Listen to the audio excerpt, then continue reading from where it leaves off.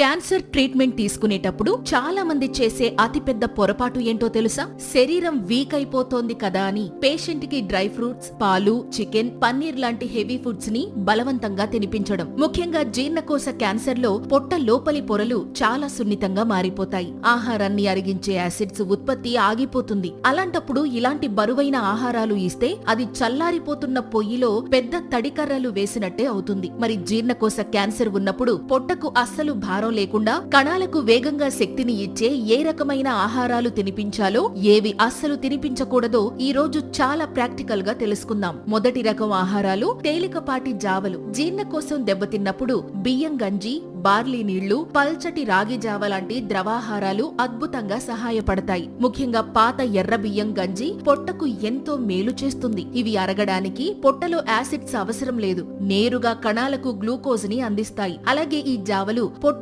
లోపలి దెబ్బతిన్న పొరలపై ఒక రక్షణ పొరలా ఏర్పడి కడుపులో మంటను తగ్గించడానికి దోహదం చేస్తాయి. రెండవ రకం ఆహారాలు ఆల్కలైన్ వెజిటబుల్ సూప్స్. బూడిద గుమ్మడికాయ, సొరకాయ, పొట్లకాయ లాంటి నీటి శాతం ఎక్కువగా ఉండే కూరగాయలను ఉడికించి వడకట్టిన పల్చటి సూప్స్ ని పేషెంట్లకు తినిపించవచ్చు. ఈ కూరగాయలలో సహజంగానే ఆల్కలైన్ గుణాలు ఎక్కువగా ఉంటాయి. ఇవి పొట్టలోని యాసిడ్ల తీవ్రతను తగ్గించి లోపల ఉన్న పుండ్లను నయం చేయడానికి సహాయపడతాయి. మూడవ రకం ఆహారాలు పప్పు కట్టు. పెసరపప్పును ఎక్కువ నీళ్లు పోసి మెత్తగా ఉడికించి పైన తేరుకున్న పల్చటి నీటిని పేషెంట్లకు తాగించాలి. దీన్ని ఆయుర్వేదంలో ముద్గయుషం అంటారు. ఇది పొట్టకు అస్సలు భారం కాకుండా శరీరానికి అవసరమైన అమైనో యాసిడ్స్ ని అందించడానికి చాలా బాగా ఉపయోగపడుతుంది. నాలుగవ రకం ఆహారాలు ఉడికించిన పండ్లు. సాధారణంగా పండ్లను పచ్చిగా తింటే మంచిది అంటారు, కానీ జీర్ణకోశ క్యాన్సర్ ఉన్నవారికి పచ్చి పండ్లు అరగవు. అందుకే యాపిల్ లేదా పండిన బొప్పాయి ముక్కలను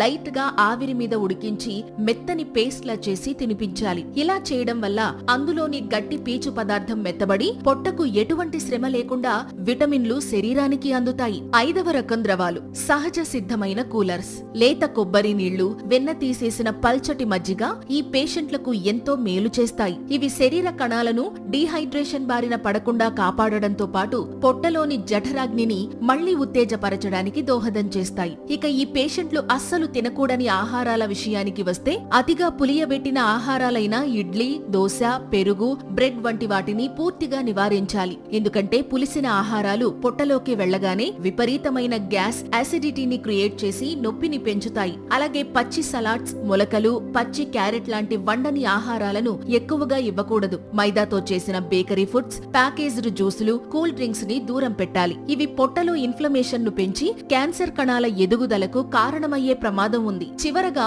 చికెన్, మటన్, పన్నీర్, చీజ్ లాంటి హెవీ ప్రోటీన్స్ ని ట్రీట్మెంట్ సమయంలో ఎక్కువగా తినిపించకూడదు. అలాగే ఒకరికి సరిపోయే డైట్ ప్లాన్ మరొకరికి అస్సలు సెట్ కాకపోవచ్చు. కాబట్టి ఇక్కడ చెప్పిన ఆహార నియమాలను ఫాలో అయ్యే ముందు మీ ఆంకాలజిస్ట్ లేదా అనుభవజ్ఞులైన ఆయుర్వేద నిపుణుల సలహా తప్పనిసరిగా తీసుకోవాలి. పేగుల ఆరోగ్యాన్ని కాపాడుకుంటూ ఆహారాన్ని అందించడమే క్యాన్సర్ తో పోరాడడానికి మొదటి మెట్టు. ప్రకృతి సిద్ధమైన ఆహార నియమాలను పాటిద్దాం, మన ఆరోగ్యాన్ని కాపాడుకుందాం. Thank you.